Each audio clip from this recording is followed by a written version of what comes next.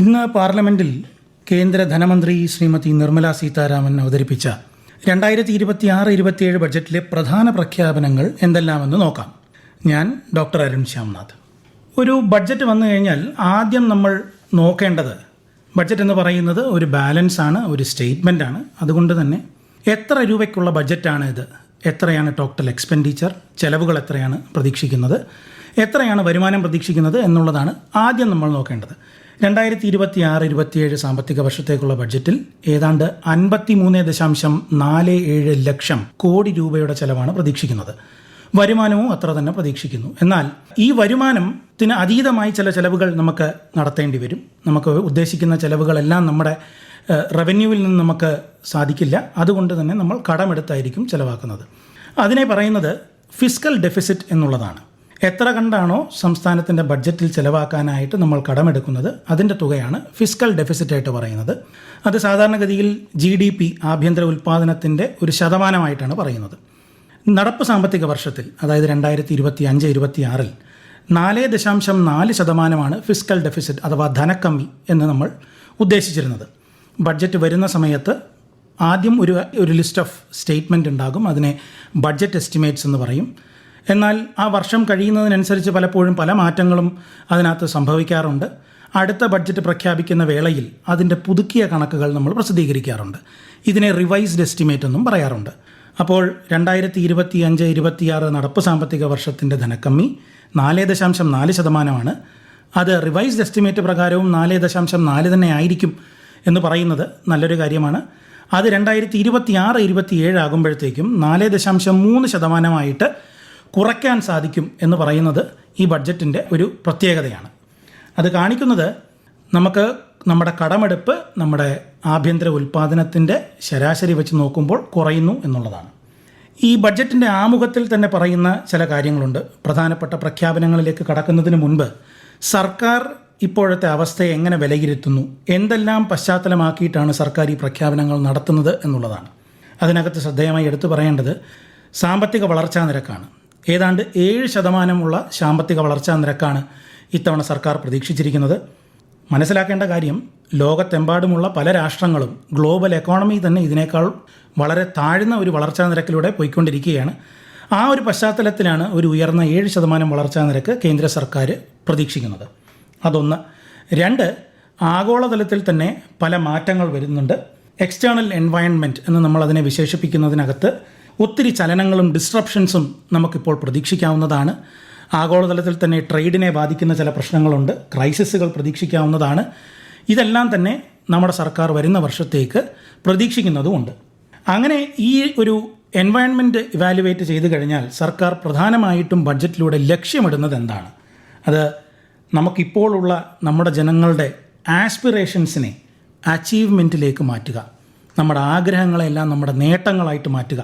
അതാണ് പ്രധാനപ്പെട്ട ഒന്നാമത്തെ ലക്ഷ്യം. രണ്ടാമത്തെ ലക്ഷ്യം നമ്മുടെ പൊട്ടൻഷ്യൽസിനെ പെർഫോമൻസിലേക്ക് മാറ്റുക. ഈ 2 പ്രധാനപ്പെട്ട ലക്ഷ്യങ്ങൾ മുൻനിർത്തിയാണ് നമ്മുടെ ഇത്തവണത്തെ ബഡ്ജറ്റ് പ്രഖ്യാപിച്ചിരിക്കുന്നത്. ഈ ബഡ്ജറ്റിനെ തന്നെ യുവാശക്തിയെ കാണിക്കുന്ന ഒരു ബഡ്ജറ്റ് എന്നുകൂടി നമ്മുടെ ബഹുമാനപ്പെട്ട ധനകാര്യമന്ത്രി ഇതിനെ വിശേഷിപ്പിച്ചിട്ടുണ്ട്. ബഡ്ജറ്റ് അവതരിപ്പിച്ചിരിക്കുന്നത് പ്രധാനപ്പെട്ട 2 ഭാഗങ്ങളിലായിട്ടാണ്. പാർട്ട് എ എന്ന് പറയുന്നൊരു ഭാഗവും പാർട്ട് ബി എന്ന് പറയുന്നൊരു ഭാഗവും. പാർട്ട് എ എന്ന് പറയുന്ന ഭാഗത്തിലാണ് പ്രധാനപ്പെട്ട പദ്ധതികൾക്ക് വേണ്ടിയിട്ടുള്ള സർക്കാർ ചെയ്യാൻ ആഗ്രഹിക്കുന്ന കാര്യങ്ങളെക്കുറിച്ചുള്ള നിർദ്ദേശങ്ങൾ വരുന്നത്, പ്രഖ്യാപനങ്ങൾ വരുന്നത്. അതിനകത്ത് 3 തരംതിരിച്ചിട്ടാണ് ഇത്തവണത്തെ ബഡ്ജറ്റിൽ പ്രഖ്യാപനങ്ങൾ വന്നിട്ടുള്ളത്. 1, വളർച്ച നിലനിർത്താനായിട്ട് സസ്റ്റൈനിങ് എക്കണോമിക് ഗ്രോത്ത് എന്ന് പറയുന്ന ഒരു കർത്തവ്യമാണ് പ്രധാനമായിട്ടും സർക്കാരിന് മുന്നിലുള്ളത്. 2, ജനങ്ങളുടെ ആസ്പിറേഷൻസ്, താൽപ്പര്യങ്ങൾ നിറവേറ്റുന്നതിനായിട്ടുള്ള നടപടികൾ. 3, രാഷ്ട്രം വികസിക്കുക എന്ന് പറയുമ്പോൾ എല്ലാവരും അതിനകത്ത് ഉൾക്കൊള്ളണം, എല്ലാവർക്കും വളരണം. അങ്ങനെയെങ്കിൽ സാധാരണക്കാർക്ക്, സമൂഹത്തിലുള്ള എല്ലാവർക്കും ഇതിനകത്ത് പങ്കാളികളാകാനായിട്ടുള്ള അവസരമുണ്ടായിരിക്കണം. അതാണ് 3 ഒരു കർത്തവ്യമായിട്ട് ഈ ബഡ്ജറ്റിൽ എടുത്തു പറഞ്ഞിരിക്കുന്നത്. ഈ 3 ബഡ്ജറ്റിനകത്തുള്ള കർത്തവ്യങ്ങളും ഓരോന്നായിട്ട് നമുക്കെടുക്കാം. ആദ്യത്തെ കർത്തവ്യം എന്താണ്? സാമ്പത്തിക വളർച്ച ഉറപ്പുവരുത്തണം. അതിനായി പ്രധാനമായിട്ടും 6 ഘടകങ്ങളിലായിട്ടാണ് തിരിച്ചിരിക്കുന്നത്. 1, ഉൽപ്പാദനം, മാനുഫാക്ചറിങ് എന്ന് പറയുന്നത്. നമുക്കറിയാം, നമ്മുടെ സമ്പദ് വ്യവസ്ഥയെ 3 തിരിച്ചിട്ടുണ്ട്. Primary sector, secondary sector, tertiary sector. ഈ സെക്കൻഡറി സെക്ടറിലെ പ്രധാനമായിട്ട് നമ്മൾക്ക് വളരണം എന്ന ആഗ്രഹമുള്ള ശ്രദ്ധ കേന്ദ്രീകരിക്കേണ്ട ഒരു മേഖലയാണ് മാനുഫാക്ചറിങ് സെക്ടർ. അതിനകത്ത് സ്കെയിലിംഗ് അപ്പ് അനിവാര്യമാണ്. അതായത് ഇത്തരത്തിലുള്ള ഉൽപ്പാദകരെ വളർത്തേണ്ടത് അനിവാര്യമാണ്. 2, ലെഗസി ഇൻഡസ്ട്രീസ്, അതായത് നമ്മുടെ പരമ്പരാഗത വ്യവസായങ്ങൾ വളർത്തേണ്ടതുണ്ട്. 3, സൂക്ഷ്മ ചെറുകിട ഇടത്തരം സംരംഭങ്ങൾ, അവർ വളരേണ്ടത് അനിവാര്യമാണ്. 4, ഇതിനാവശ്യമായിട്ടുള്ള ഇൻഫ്രാസ്ട്രക്ചർ അഥവാ അടിസ്ഥാന സൗകര്യങ്ങൾ അനിവാര്യമാണ്. 5, ലോങ് ടേം സെക്യൂരിറ്റി, ദീർഘവീക്ഷണത്തോടെ ഇവർക്കെല്ലാം സുസ്ഥിരതയും ഉറപ്പുവരുത്തുന്നതിനായിട്ടുള്ള സെക്യൂരിറ്റി ഉറപ്പാക്കേണ്ടതുണ്ട്. വളരെ ശ്രദ്ധേയമായിട്ടുള്ളൊരു 6ാമത്തെ ഘടകമാണ് നമുക്കറിയാവുന്നത് സിറ്റി എക്കണോമിക് ഡെവലപ്മെൻറ്റ് എന്ന് പറയുന്ന ഒരു പ്രഖ്യാപനം. നമുക്കറിയാം, ഇപ്പോൾ ഇന്ത്യയിലെ തന്നെ റൂറൽ അർബൻ പോപ്പുലേഷൻ എടുത്തു കഴിഞ്ഞാൽ നഗരപ്രദേശങ്ങളിലുള്ള പോപ്പുലേഷൻ വർദ്ധിച്ചുകൊണ്ടിരിക്കുകയാണ്. അതുകൊണ്ട് തന്നെ ഇവയെല്ലാം എക്കണോമിക് പവർ ഹൗസുകളായിട്ട് മാറ്റാനായിട്ടുള്ളൊരു വിഷൻ കൂടി ഇത്തവണത്തെ ബഡ്ജറ്റിൽ നമ്മൾ കാണുന്നു. മാനുഫാക്ചറിങ് നോക്കിക്കഴിഞ്ഞാൽ ശ്രദ്ധേയമായിട്ടുള്ളൊരു അനൗൺസ്മെൻ്റ് എന്ന് പറയുന്നത് ഫാർമസ്യൂട്ടിക്കൽ സെക്ടറിന് വേണ്ടിയിട്ടുള്ള അനൗൺസ്മെൻ്റാണ്. 10,000 കോടി 5 വർഷങ്ങൾ കൊണ്ട് നിക്ഷേപം പ്രതീക്ഷിക്കുന്ന ബയോ ഫാർമ ശക്തി എന്ന് പറയുന്ന പദ്ധതിയുണ്ട്. സെമി കണ്ടക്ടർ ഇൻഡസ്ട്രിക്ക് വേണ്ടിയിട്ട് ISM 2.0 റോൾ ഔട്ട് ചെയ്യുന്നതിൻ്റെ പ്രഖ്യാപനമുണ്ട്. അതുപോലെ തന്നെ ഇലക്ട്രോണിക് കോമ്പോണൻറ്റ് മാനുഫാക്ചറിങ്ങിന് വേണ്ടി 40,000 കോടി രൂപയാണ് ബഡ്ജറ്റിൽ വകമാറ്റി വെച്ചിരിക്കുന്നത്. കേരളത്തെ പോലെ തന്നെ മറ്റ് സംസ്ഥാനങ്ങൾ ഉൾപ്പെടെ പലയിടത്തും റെയർ എർത്ത് മിനറൽസ് ഉണ്ട്. ഇവയ്ക്ക് വേണ്ടിയിട്ട് റെയർ എർത്ത് കോറിഡോർ പറയുന്നുണ്ട്. 3 കെമിക്കൽ പാർക്കുകൾ പ്രഖ്യാപിച്ചിട്ടുണ്ട്. മാത്രവുമല്ല, സാധാരണഗതിയിലുള്ള വ്യവസായങ്ങൾ വളരണമെന്നുണ്ടെങ്കിൽ ക്യാപിറ്റൽ ഗുഡ്സ് അനിവാര്യമാണ്. അതിനുവേണ്ടി ഉള്ള പ്രത്യേക പ്രഖ്യാപനങ്ങളുണ്ട്. പരമ്പരാഗത വ്യവസായങ്ങൾ ഉൾപ്പെടെ, ടെക്സ്റ്റൈൽ ഉൾപ്പെടെ, ഹാൻഡ്ലൂം ഉൾപ്പെടെ ഉള്ള മേഖലയ്ക്ക് വേണ്ടിയിട്ടുള്ള പ്രഖ്യാപനങ്ങളും ഇതിനകത്ത് ഉൾപ്പെടുന്നു. ലെഗസി ഇൻഡസ്ട്രീസ്, അതായത് പരമ്പരാഗത വ്യവസായങ്ങൾക്കായി 200 ഇൻഡസ്ട്രിയൽ ക്ലസ്റ്ററുകൾ വികസിപ്പിക്കുമെന്നാണ് പറഞ്ഞിരിക്കുന്നത്. MSME സെക്ടറിന് വേണ്ടിയിട്ട് ഏറ്റവും കൂടുതൽ ബഡ്ജറ്റിൽ ശ്രദ്ധ കേന്ദ്രീകരിച്ചിരിക്കുന്നത് അവരുടെ ക്രെഡിറ്റിന് വേണ്ടിയിട്ടാണ്. ഒരു സ്മോൾ ആൻഡ് മാർജിനൽ എൻ്റർപ്രൈസസിന് വേണ്ടി ഒരു ഗ്രോത്ത് ഫണ്ട് എന്ന് പറയുന്നതൊന്ന് സ്ഥാപിക്കും. അതിനായി 10,000 കോടി രൂപ വകമാറ്റിയിരിക്കുന്നു. സെൽഫ് റിലയൻറ്റ് ഇന്ത്യ ഫണ്ട് എന്ന് പറയുന്ന ഒരു പദ്ധതി നമുക്ക് നിലവിലുണ്ട്. അതിൻ്റെ ടോപ്പപ്പ് ആയിട്ട് 2,000 കോടി രൂപ കൂടി വരും.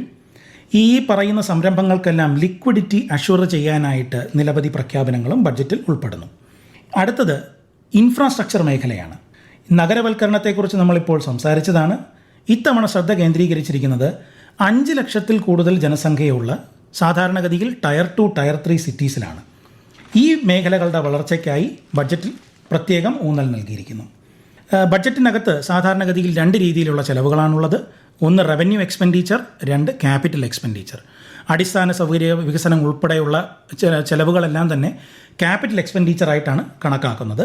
പോയ വർഷത്തെ 11 ലക്ഷം കോടി രൂപയിൽ നിന്ന് 2026-27 ബഡ്ജറ്റിൽ ക്യാപിറ്റൽ എക്സ്പെൻഡിച്ചർ മൂലധന ചെലവുകൾ 12.2 ലക്ഷം കോടി രൂപയായിട്ട് വർദ്ധിപ്പിച്ചിട്ടുണ്ട്.